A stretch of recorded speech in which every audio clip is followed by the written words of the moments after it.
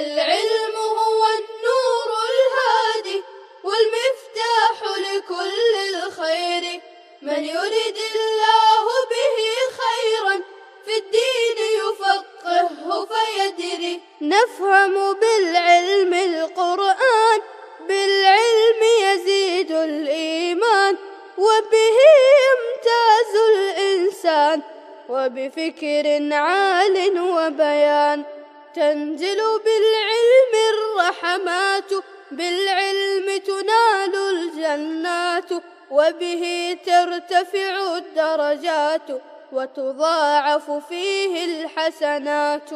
العلماء يخشون الله إذ عرفوا آيات الله، فدلائله لا نحصيها، فتفكر وتأمل فيها. الرحمن الرحيم. الحمد لله رب العالمين والعاقبة للمتقين، والصلاة والسلام على سيد الأنبياء والمرسلين سيدنا وحبيبنا وحبيب رب العالمين محمد وعلى آله وأصحابه ومن هدى بهديه إلى يوم الدين.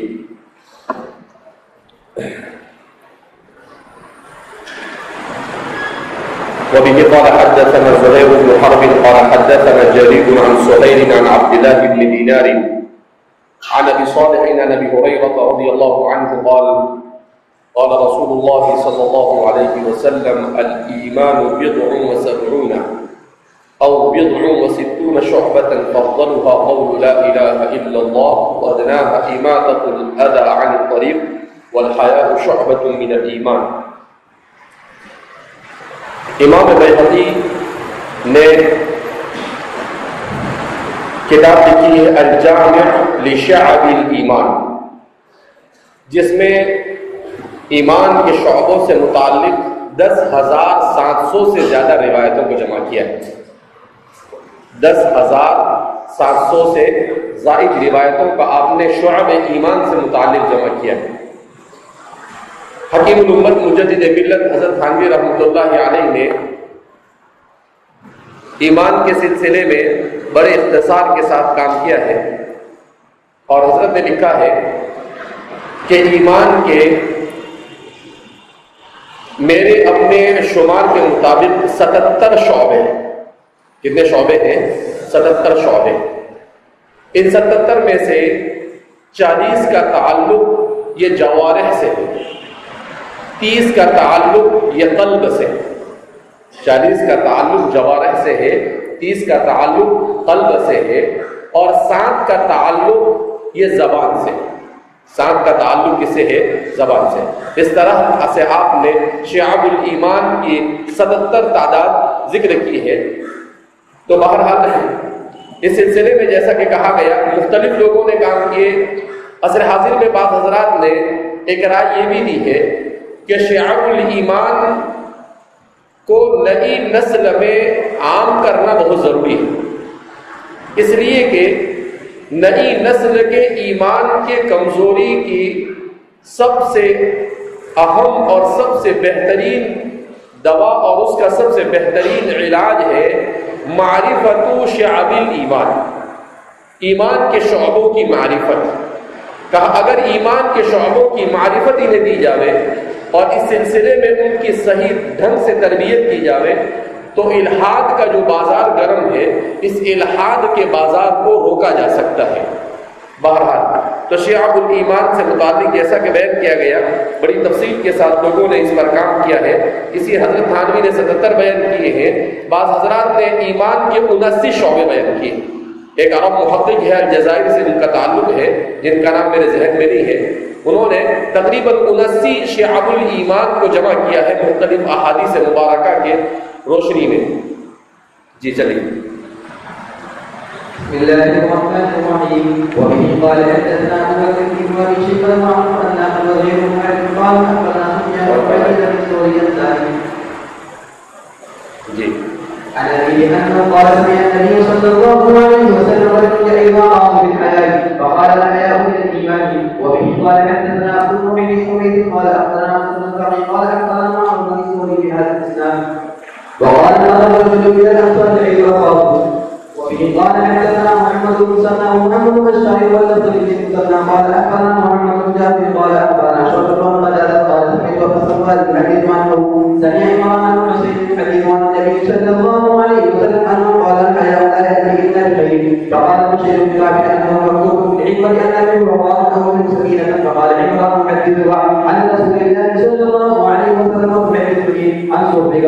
وفي قال حدثنا يحيى بن حبيب الحارثي قال حدثنا عمار بن زيد عن اسحاق وهو ابن سويد ان ابا قتاده حدث قال كنا عند عمران بن حسين في رمز منا وفينا مشرك كافر حدثنا عمران يومئذ قال رسول الله صلى الله عليه وسلم الحياء خير كله قال الحياء كله خير فقال مشرك كافر انا لا نجد فيما نريد بامر فليأتنا منه سكينه ووقار لله قال رسول قال فغضب عمران حتى احمرت عيناه وقال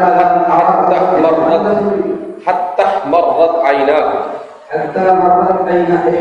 عيناه وقال إلا أحدثك عن رسول الله صلى الله عليه وسلم ألا إلا نہیں ألا أحدثك عن رسول الله ألا أراني أحدثك ألا أراني أحدثك عن رسول الله صلى الله عليه وسلم وعن فيه قال فعاد عمران حديثا قال فعاد مشرك فرصب عمران قال فما زلنا نقول إنه إنا يا أبا نجيب إنه لا بأس به. ایک حدیث بیان کر رہے ہیں کہ الحیاء خیر کلہ، حضرت عمران بن حسین بیان کر رہے تھے تو ان کی مجلس میں ایک اہل کتاب ساتھی بیٹھے ہوئے تھے، انہوں نے یہ کہہ دیا کہ بشیر بن کعب نے کہ حکمت کی کتابوں میں لکھا ہے کہ حیا میں خیر بھی ہے اور حیا میں خیر نہیں بھی ہے. حیا کے بعض حصے ایسے ہیں جس میں خیر ہے اور بعض حصے ایسے ہیں جس میں وقار نہیں ہے، بعض میں وقار ہے. تو حضرت عمران بن حسین غصہ ہو گئے اور بہت ہی زیادہ برہم ہوئے ان کے اوپر. تو لوگوں نے ان کو سمجھایا کہ وہ ایسا نہیں کہہ رہے ہیں کہ حضور کی بات غلط ہے، وہ ایسا کہہ رہے ہیں کہ بھئی ہم نے بھی کچھ کتابوں میں اس طریقے سے پڑھا ہے. تو ان کا مقصود معارضہ نہیں ہے، جو کہ حضرات صحابہ کرام رضوان اللہ تعالیٰ مجمعین یہ بہت شدید انداز میں اور پورے دل کی گہرائی سے نبی کریم صلی اللہ علیہ وسلم کے ساتھ محبت کرتے تھے. تو ذرہ برابر بھی ظاہری معارضہ بھی حدیث کے ساتھ ان کو پسند نہیں تھا. جی. وبه قال حدثنا اسحاق بن ابراهيم قال اخبرنا انه حدثنا ابو معمر الالبي قال سمعت زهير بن زبير الالبي يقول ان عمران بن حسين ان النبي صلى الله عليه وسلم حديث عن علي بن زيد باب جامع مصحف الاسلامي. وبه قال حدثنا ابو بكر بن ابي شيبه ابو بكر قال حدثنا ابن بيرحه وحدثنا قتيبة بن سعيد واسحاق بن ابراهيم جميعا عن بيرحه وحدثنا ابو بكر قال حدثنا موسى بن عمر بن شاب بن ولنا بن سفيان بن عبد الله قال قلت يا رسول الله قل لي بالاسلام قولا لا اسال عنه عن باب القوم حديث ابي موسى وغيره قال فآمنت بالله المستقيم. اب یہ باب میں بیان کر رہے ہیں باب جامع اوصاف الایمان، کہ وہ کون سے اوصاف ہیں جن اوصاف کی صورت میں آدمی جامع طور پر مومن یا مسلمان ہو سکتا ہے. تو اس سے متعلق احادیث کو ذکر کر رہے ہیں. جی. باب بيان تفاضل الاسلام واي الامور افضل. وفي قال حدثنا قتيبة بن سعيد قال حدثنا اسحاق وحدثنا محمد بن ربيع بن مهاجر قال حدثنا الحديث عن يزيد بن ابي حبيب عن ابي سعيد عن عبد الله بن عمر ان النبي سال رسول الله صلى الله عليه وسلم اي الاسلام خير قال تحريم الطعام والصلاه على النار ولم تعرف. اس باب میں ایسی مختلف حدیثیں بیان کی جا رہی ہے جس میں سائل نبی کریم صلی اللہ علیہ وسلم سے پوچھا کرتے تھے کہ کون سا اسلام میں سب سے بہترین عمل کیا ہے. تو آپ صلی اللہ علیہ وسلم سائل کی حالت کو دیکھ کر اسے جواب دیتے تھے، اس لیے کہ ہر آدمی کی دلچسپی الگ الگ ہوتی ہے اور ہر آدمی کے عدم دلچسپی بھی الگ الگ ہوتی ہے. تو اسلام کی وہ چیز جس سے سامنے والے میں آپ صلی اللہ علیہ وسلم کو دلچسپی کم نظر آتی تھی، حضور اسی کو افضل کر کر اس کے سامنے بتلا دیتے تھے تاکہ جو کمی ہے اس کمی کو وہ پور کرنے کی کوشش کریں. جی. وبه قال حدثني ابو الطاهر احمد بن الطاهر احمد بن عمرو بن عبد الله بن سعيد بن قال اخبرنا ابن وهب عن ابي حارث عن يزيد بن ابي حبيب عن ابي الغيث انه سمع عبد الله بن عمرو العاص يقول ان رجلا سال رسول الله صلى الله عليه وسلم فقال اي المسلمين خير؟ فقال لا سلم المسلمون باللسان ويده. وبه قال حدثنا الحوالي وعبد المؤمن جميعا عن ابي عاصم قال اخبرنا ابو عاصم بن جريج يقول سمعت جابر يقول سمعت النبي صلى الله عليه وسلم يقول المسلم من سلم المسلمون بلسانه ويده. وبه قال حدثني سعيد بن يحيى بن سعيد المهدي. وبه قال حدثني ابو بكر. وبه کو پہلی مرتبہ آپ کہیں گے، پھر بیچ میں وبه کا اعادہ نہیں کریں. اس لیے کہ وہ بھی حدثنی کہہ کر یہ کہتا ہے قرات کرنے والا یا جو بھی قرات پڑھتا ہے کہ جن کے سامنے پڑھی جا رہی ہے یا جو حدیث کو پڑھ رہا ہے وہ اپنی سند کو امام مسلم کے ساتھ ملا رہا ہے اپنے تمام کے تمام اساتذہ کے واسطے سے، تو وہ پہلی حدیث کی ابتدا میں آئے گا، پھر بیچ میں اگر آپ اس کو کہتے ہیں تو پھر دوبارہ اس کے ساتھ، جبکہ جو بیچ کا راوی ہے اس راوی سے ہمارا وہ بھی حدثنا نہیں ہے، ہمارا وہ بھی حدثنا روایت کے پہلے راوی سے. جی قال حدثني ابراهيم بن سعيد الجوهري قال حدثنا ابو اسامه قال حدثني بريد بن عبد الله هذا الاسناد قال سئل رسول الله صلى الله عليه وسلم اي المسلمين افضل فذكر مثله. حدثنا باب بيان الجزائر من اتصف بهن وجد حلاوه الايمان. وبه قال حدثنا اسحاق بن ابراهيم ومحمد بن يحيى بن ابي عمر ومحمد بن بشار جميعا كقوله قال ابن ابي عمر قال حدثنا عبد الوهاب بن ايوب عن ابي قلابه عن النبي صلى الله عليه وسلم قال ثلاث من به وجد به الله حلاوه الايمان ان كان الله ورسوله احب اليه مما سواهما وان يحب المرء لا يحب الا لله وان يرى ان يعود بكل عباده قال الله. اس میں آواز بہت گونجتی ہے، سمجھ میں نہیں آتی ہے، آواز سمجھنے میں دشواری ہے. بعد أن قال الله كما يقول من خلق الناس. وفي قال حدثنا محمد بن مسلم وابن بشر قال أخبرنا محمد بن يحيى قال حدثنا شعبة قال سمعت يحدث عن أنس قال قال رسول الله صلى الله عليه وسلم قال من ولقام الإيمان من كان يحب المرء لا يحب إلا لله ومن كان الله ورسوله أحب إليه مما سواهما ومن كان أن يلقى في النار أحب إليه من أن يلقى أحب إليه من أن يرجع في سوء ما لا يختار الله به. وفي قال حدثني إسحاق بن مسلم قال أنبأنا قال آپ کے پاس حدثنا ہے یا انبأنا؟ انبأنا ہے، اخبرنا. ٹھیک ہے، اخبرنا پڑھی، آپ نے حدثنا پڑھا، اس لیے کہ امام مسلم کے یہاں پر حدثنا، انبأنا اور اخبرنا سب میں فرق پایا جاتا ہے. دوسرے لوگوں کی امام مسلم کے یہاں پر فرق پایا جاتا ہے، لہذا امام مسلم نے جو لفظ لکھا ہے وہی پڑھنا ہوگا. جی أخبرنا أبو نصر قال أخبرنا حماد عن ثابت بن أنس رضي الله قال قال رسول الله صلى الله عليه وسلم من حديث غير أنه قال من أن يرجع يهوديا أو نصرانيا أو نصرانيا. وفي قال حدثني باب وجوب محمد رسول الله صلى الله عليه وسلم أكثر من الأهل والبلد والوالد والناس أجمعين وإطلاق على الإيمان. اس سے پہلے والے باب میں بتایا گیا کہ آدمی کے سچے اور پکے مومن ہونے کے لیے جو بات علامتیں بیان کی اس میں سے ایک تو یہ بیان کیا کہ من سلم المسلمون من لسانه ويده، کہ آدمی اس طرح سے زندگی گزارے کہ اس سے، اس کی زبان سے، اس کے ہاتھ سے، اس کے پاؤں سے اور اس کی کسی بھی حرکت سے کسی دوسرے مسلمان کو تکلیف نہ پہنچے. اس طریقے سے اگر زندگی گزارتا ہے تو یہ کامل مومن ہے. اور اس کے بعد ہماری روایتوں میں کہ آدمی اسلام اور ایمان پر ایسا جمع رہے کہ ہر چیز کو اس کے خاطر قربان کرنے کے لیے تیار ہو، جان قربان کرنے کے لیے بھی تیار ہو، مال قربان کرنے کے لیے بھی تیار ہو. جیسے کسی آدمی کو آگ میں ڈالا جاوے وہ اس کو پسند نہیں کر سکتا، اسی طریقے سے وہ ایمان کو چھوڑنا بھی کبھی پسند نہ کرے.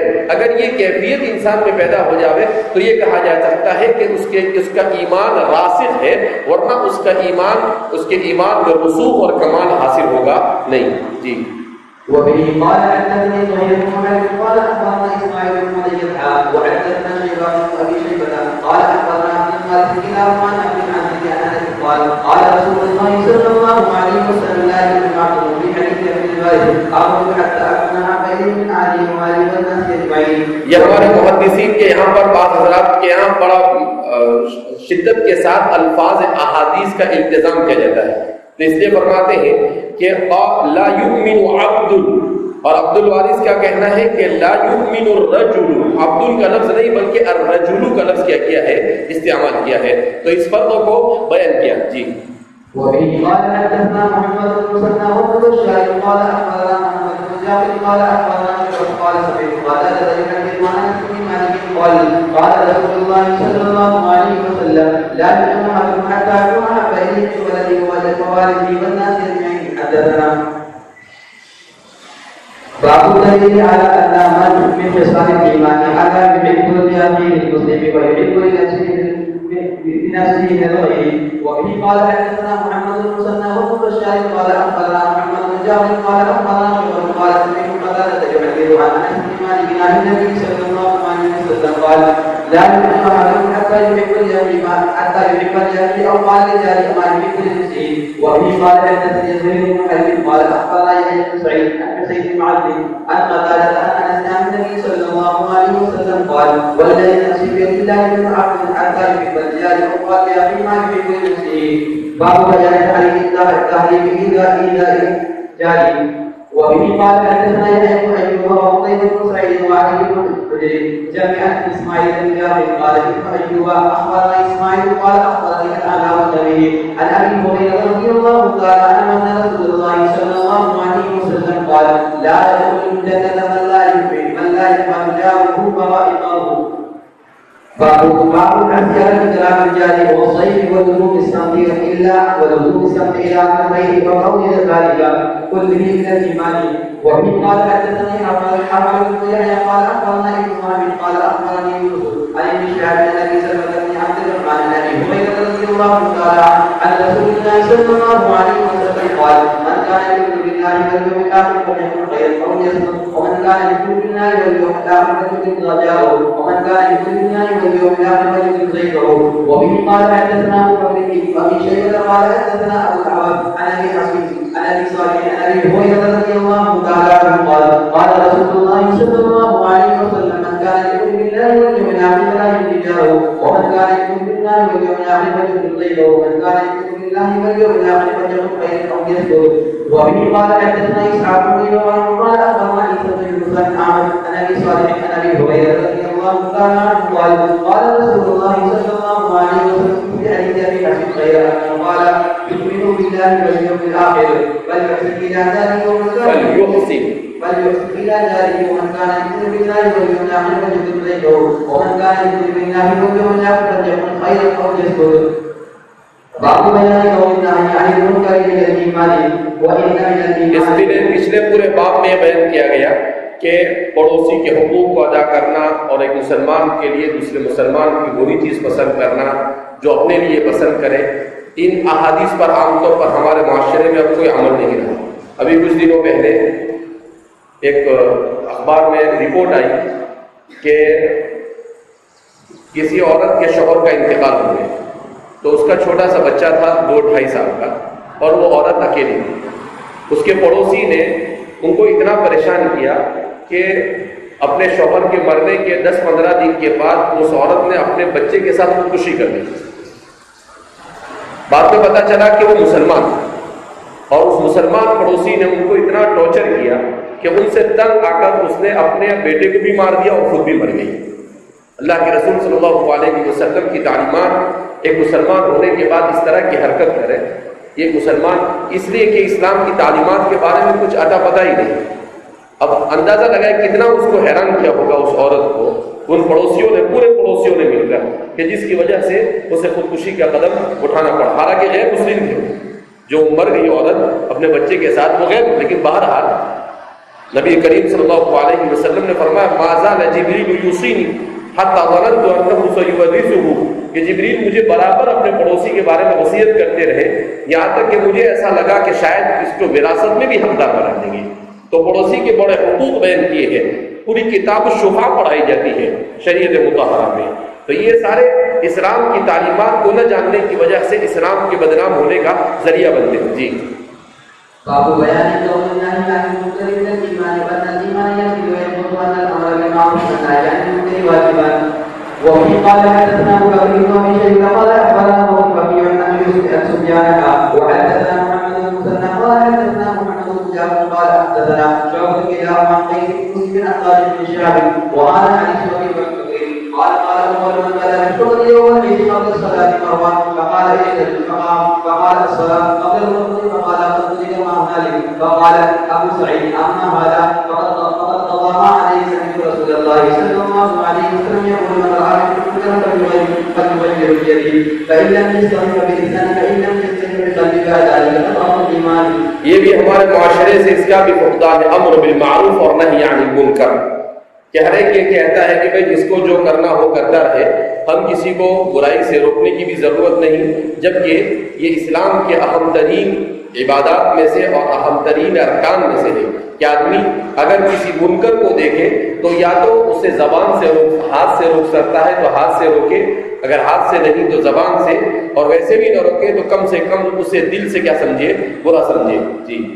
وبه قال حدثنا مسلم بن محمد بن عامر قال اخبرنا ابو معاويه قال حدثنا عمرو بن اسماعيل بن جوزاء عن ابي سعيد الخدري عن قيس بن معين مسلم عن قال بن شهاب عن ابي سعيد الخدري بقصه مروان وحديث ابي سعيد عن النبي صلى الله عليه وسلم في حديث شعبه وسفيان.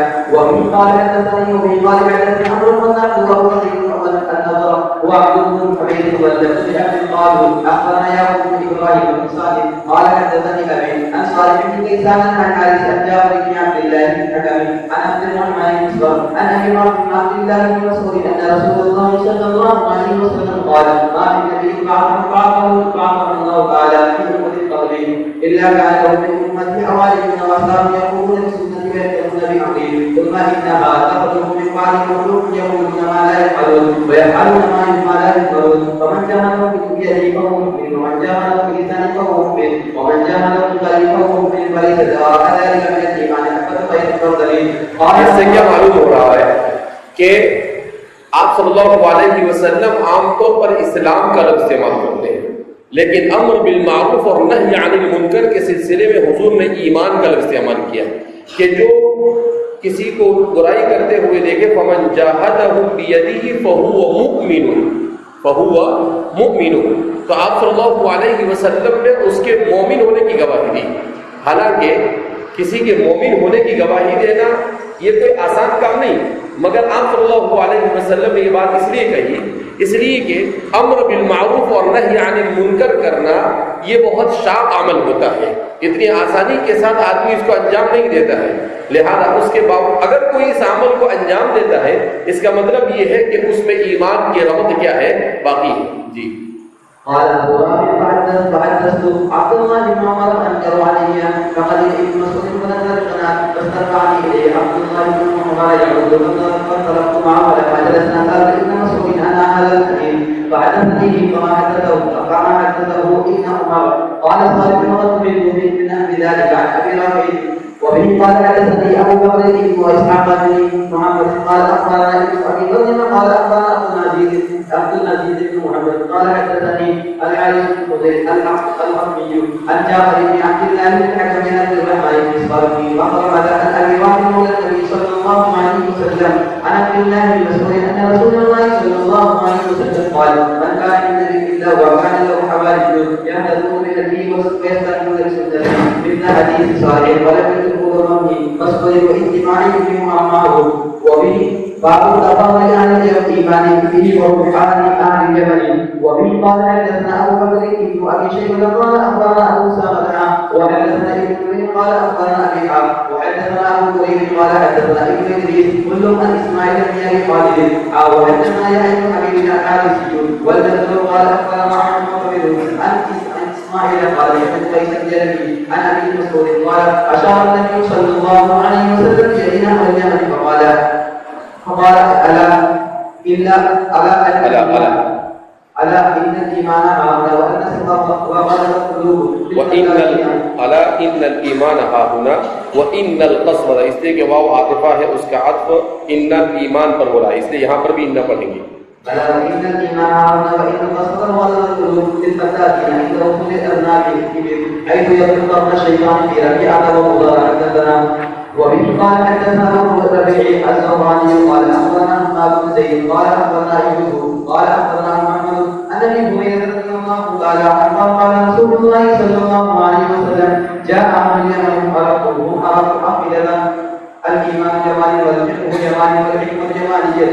وبه قال حدثنا محمد بن مسلم قال حدثنا ابن ابي عدي آپ صلی اللہ علیہ وسلم نے الفدادین کا لفظ استعمال کیا کہ القسوة وغلظ القلوب فی الفدادین. تو الفدادین کس کو کہتے ہیں؟ تو فرماتے ہیں ان لوگوں کو کہا جاتا ہے جو کثرت سے اونٹوں کی پرورش کرتے ہیں. هم المكثرون من الإبل الذي يملك أحدهم 200 منها إلى الألف. تو فداد کہتے ہیں 200 سے لے کر 1000 اونٹ کا مالک جو ہوتا اسے کیا کہا جاتا تھا؟ فداد کہا جاتا تھا. تو فرماتے ہیں آپ صلی اللہ علیہ وسلم نے بعض ان قبائل عرب کی طرف اشارہ کیا جو قبائل بکثرت جانوروں کی پرورش کیا کرتے ہیں کہ یہ وہ لوگ ہیں جن میں قساوت قلبی پائی جاتی ہے. آپ صلی اللہ علیہ وسلم نے اس میں صرف یہی لوگ نہیں ہے تو فرماتے ہیں ابو العباس فرماتے ہیں کہ اونٹ کثرت سے پالنے والے، گایوں کو کثرت سے پالنے والے، اسی طریقے سے دوسرے جانوروں کو کثرت سے پالنے والے اور بہت زیادہ مال کو جمع کرنے والے، وہ سب کے سب اس میں شامل ہیں. اصل میں الفدید کہتے ہیں صوت کو. الفدید کس کو کہتے ہیں؟ آواز کو کہتے ہیں.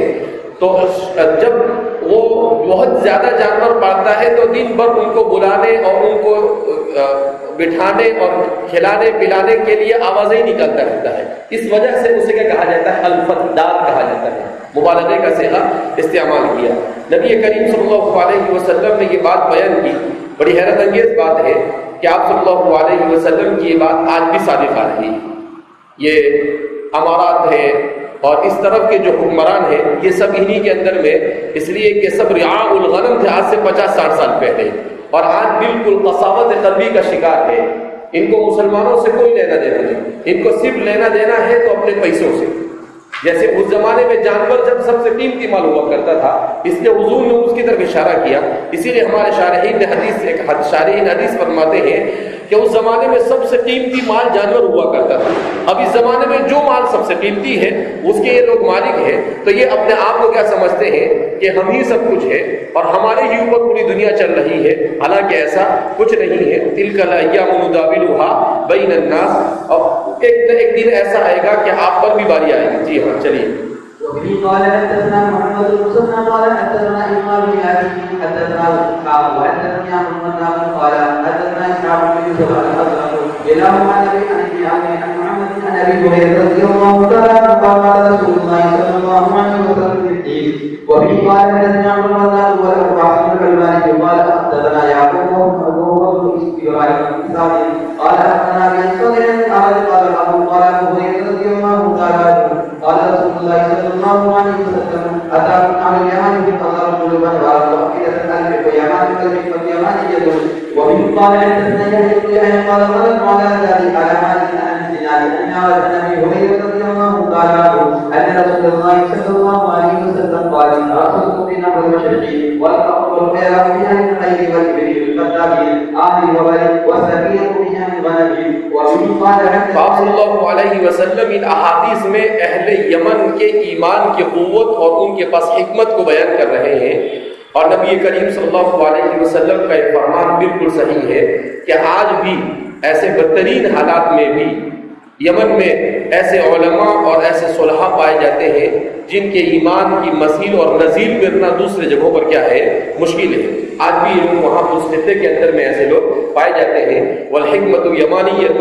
اور اسلام کے خاص طور پر اسلام کا دفاع کرنے کے لیے جہاں پر بہت سارے کام لوگ کر رہے ہیں وہاں پر سب سے مضبوط کام دو جگہوں سے ہو رہا ہے.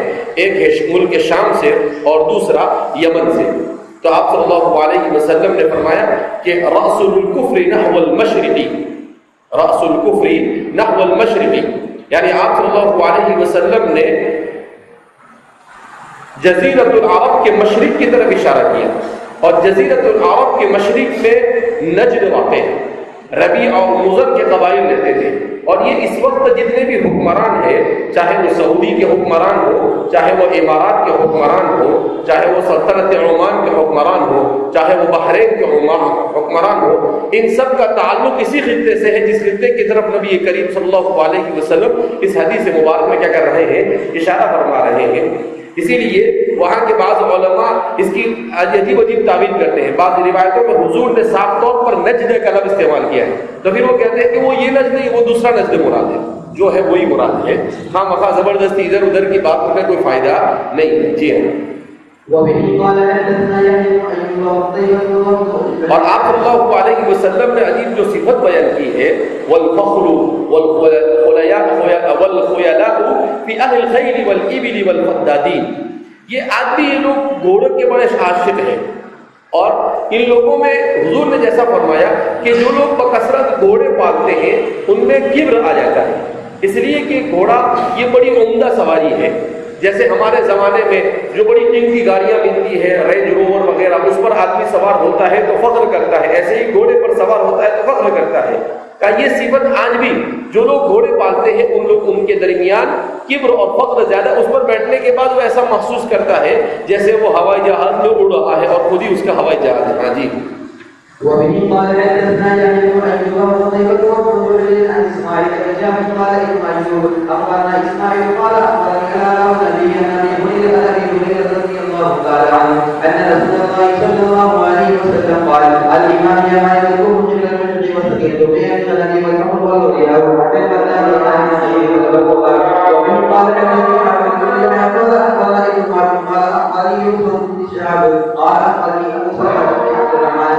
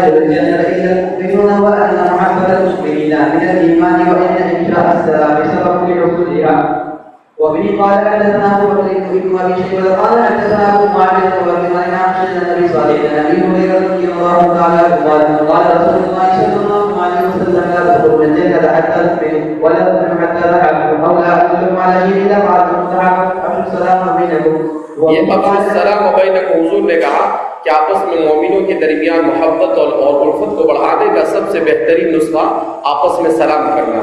یہ ہمارے عوام تو عوام، خواص میں میں بھی یہ چیز باقی نہیں رہی. ہمارے مدارس میں بھی بارہا کہا جاتا ہے طلبہ سے بھی کہ انہیں ایک دوسرے کے ساتھ سلام کو عام کرنا چاہیے، مگر یہ عادت ہمارے درمیان نہیں آتی ہے، جبکہ ہمیں اپنے آپ کو سلام کو عام کرنے کا عادی بنانا چاہیے.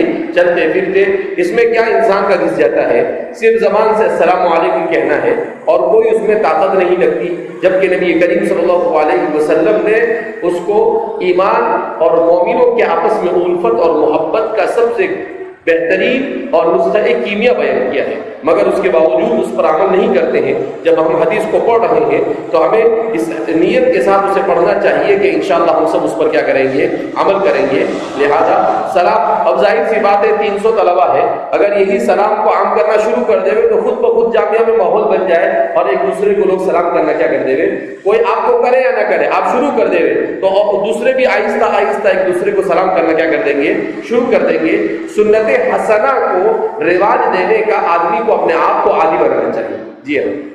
وبه قال حدثنا جرير بن معاوية قال حدثنا جرير بن عاصم بن هذا الاسناد قال قال رسول الله صلى الله عليه وسلم والذي نفسي بيده ادخل الجنة حتى أخرج من حديث أبي معاوية الوكيل. وبه باب بيان أن الدين نصيبا. وبه قال حدثنا محمد بن عباد المكي قال حدثنا سفيان قال قلت لسعد سليم أن عمر قال حدثنا أن عمر وحدثنا دو طرح سے پڑھا گیا ہے اس کو کہ ان عمرن بھی پڑھا گیا ہے اور ان عمر بھی، لیکن عمرن کو راجح قرار دیا ہے محدثین نے. جی ان عمرن، اس لیے کہ قال کے بعد ان آتا ہے اور علیمہ کے بعد ان آتا ہے. ابتداء کلام میں ان آتا ہے اور درمیان کلام میں، تو یہاں پر قال کے بعد قلت لسہیل ان. جی. قال حدثنا عن قال النبي قال رجل يسمع عني رجلا قال فقال سمعت من الذي سمعه منه ابي كان صديقا له بالشام صديقا له بالشام. ثم حدثنا سفيان عن حميد بن عبد بن يزيد عن تميم الدارمي ان النبي صلى الله عليه وسلم قال الدين النصيحه. قلنا لمن قال لله الكتاب ولرسوله ولأئمة المسلمين وعامته. وبه قال حدثني محمد بن عبد قال اخبرنا ابن مسعود قال حدثنا سفيان عن سعد بن ابي صالح عن عطاء بن يزيد الليثي عن تميم الدارمي عن النبي صلى الله عليه وسلم بمثله. وبه قال حدثني أمية بن البسطامي قال اخبرنا يزيد يعني ابن سليم قال اخبرنا وهو ابن القاسم قال اخبرنا سليم عن عطاء بن يزيد سمعه وهو يحدث ابا صالح عن تميم الدارمي عن رسول الله صلى الله عليه وسلم بمثله. وبه قال حدثنا ابو بكر بن ابي شيبه قال حدثنا عبد الله بن نمير وابو زناد عن اسماعيل بن ابي خالد عن قيس بن جرير رضي الله عنه. ایک حدیث چھوٹ گئی آپ کی کتاب میں نہیں، حدثنی امیۃ بن بسطامی نہیں. چلیے جی. رسول الله صلى الله عليه وسلم على اقام الصلاه وايتاء الزكاه والنصح لكل مسلم. وبه قال حدثنا ابو بكر بن ابي شيبه وزهير بن حارث بن نمير قال حدثنا سفيان عن زياد بن عباس سمع جرير بن عبد الله رضي الله عنه عن يقول بايعت النبي صلى الله عليه وسلم على النصح لكل مسلم. وبه قال حدثنا سريح بن يونس ويعقوب الدورقي قال حدثنا هشيم عن سجاد عن الشعبي عن جرير رضي الله عنه قال بايعت النبي صلى الله عليه وسلم على السمع والطاعة فلقنني فيما استطعت والنصح لكل مسلم. قال يعقوب في روايته قال حدثنا سيار باب بيان نقصان الإيمان بالمعاصي ونفيه عن المتلبس بالمعصية على إرادة نفي كماله. وبه قال حدثني حماد بن يحيى بن عبد الله بن عمران الجيبي قال أخبرنا إبراهيم قال أخبرني يونس عن ابن شهاب قال سمعت أبا سلمة بن عبد الرحمن وسعيد بن المسيب يقولان قال أبو هريرة رضي الله تعالى عنه أن رسول الله صلى الله عليه وسلم قال کے بعد ان قال ابو هريرة ان رسول الله قال أبو هريرة ان رسول الله صلى الله عليه وسلم قال لا يزني الزاني حين يزني وهو مؤمن ولا يسرق السارق حين يسرق وهو مؤمن ولا يشرب الخمر حين يشربها وهو مؤمن حين يشربها شرب يشرب باب سميع يسمع سے. جی.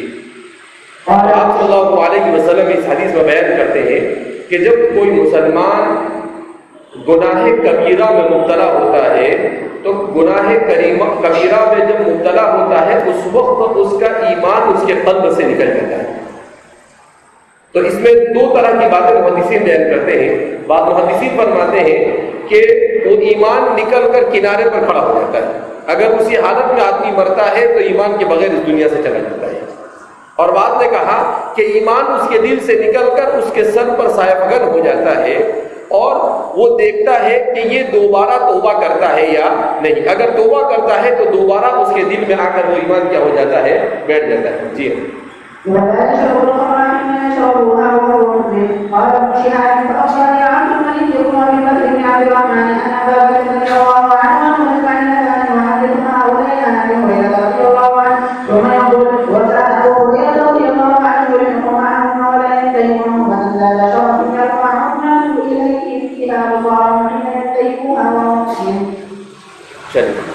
یہ حضرت تھانوی رحمۃ اللہ علیہ نے ایک جگہ پر ان تمام کے تمام شعاب ایمان کو بیان کیا ہے. مجھے اچانک یاد آیا کہ ایک چھوٹا سا رسالہ میں نے لکھا تھا 10-12 سال پہلے, اہل سنت والجماعت کی متفقہ اصول. تو اس میں حضرت نے لکھا تھا کہ ایمان کے شعبے اور ایمان کے شعبوں سے متعلق حضرت نے لکھا تھا کہ 30 شعبے ایسے جس کا تعلق قلب سے ہے اور 7 کا زبان سے اور باقی 40 کا جوارح سے ہے. ایسے محققین نے اس کی تعداد 77 بیان کی ہے. اور پھر اس کے بعد شعائب ایمان جو قلب سے متعلق ہے وہ 30 شعبے ہیں. اس کو حضرت نے یہاں پر تفصیل کے ساتھ بیان کیا. ایک اللہ پر ایمان لانا, اعتقاد رکھنا کہ اللہ کے علاوہ کوئی حادث اللہ ہی ہے اور اللہ کے علاوہ جتنی بھی چیزیں ہیں وہ حادث اور مخلوق ہے.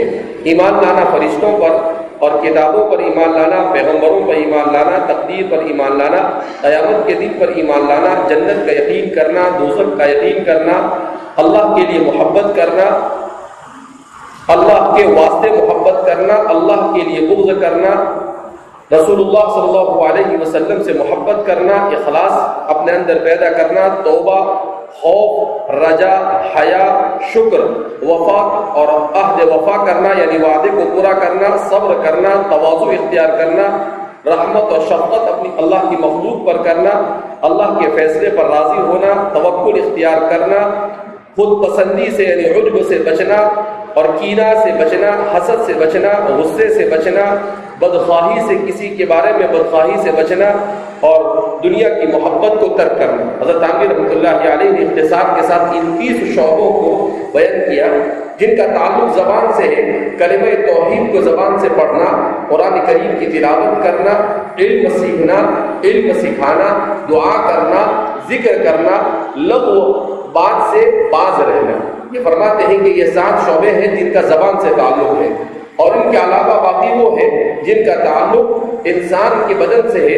16 کا تعلق انسان کی اپنی ذات سے ہے, جیسے طہارت حاصل کرنا, اپنے کپڑے اور اپنے بدن کو, اپنی جگہ کو نماز کے لیے پاک رکھنا, وضو کرنا, غسل کرنا, جنابت اور حیض و نفاس اگر ہو جائے تو اپنے آپ کو غسل کا عادی بنانا, نماز قائم کرنا, اس میں فرض اور نفل اور قضا سب کا اہتمام کرنا, صدقہ دینا, زکوٰۃ اور صدقۃ الفطر اس میں داخل ہے.